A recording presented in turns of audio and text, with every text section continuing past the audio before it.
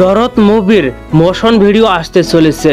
দুলু মিয়ার আরো একটি লুক রিভিল করতে চলেছে দরদ টিম।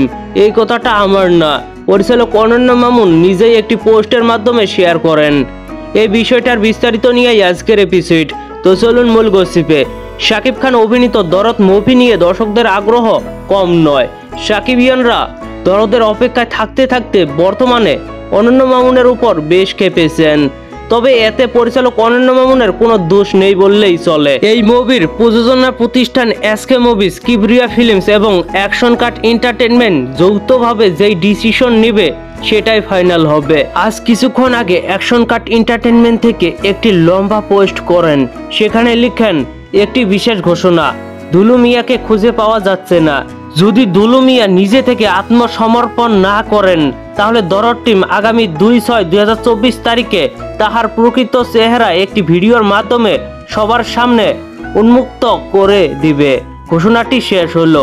এই পুরো পোস্ট থেকে যা বোঝা যাচ্ছে দরদ মুভির কোনো লুক হয়তো 2 জুন রিলিজ হবে, সেটা একটি মোশন ভিডিওর মাধ্যমে।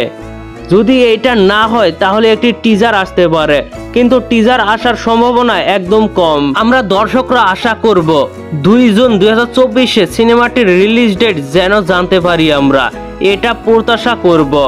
আগে থেকে পরিচালক অনন্য মামুন জানিয়েছিল দরদ মুভিতে শাকিবের 21টার মতো লুক থাকবে। হয়তোবা সেই লুকগুলো থেকেই একটি লুক প্রকাশ পাবে 2 জুন 2024-এ।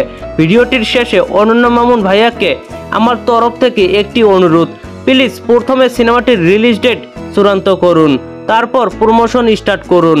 দিন দিন দরদের প্রতি দর্শকদের আগ্রহ কমে যাচ্ছে শুধুমাত্র আপনার কিছু পোস্টের জন্য। দেখা যাক 2 জুন রিলিজ ডেটের কনফার্মেশনটাও আসে নাকি। এই পুরো বিষয় নিয়ে আপনাদের কোনো মতামত থাকলে অবশ্যই নিচে থাকা কমেন্ট বক্সে জানাতে ভুলবেন না। আর ভিডিওটি ভালো লাগলে একটি লাইক দিয়ে বন্ধুদের মাঝে বেশি বেশি করে শেয়ার করুন। ধন্যবাদ পুরো ভিডিওটির সঙ্গে থাকার জন্য।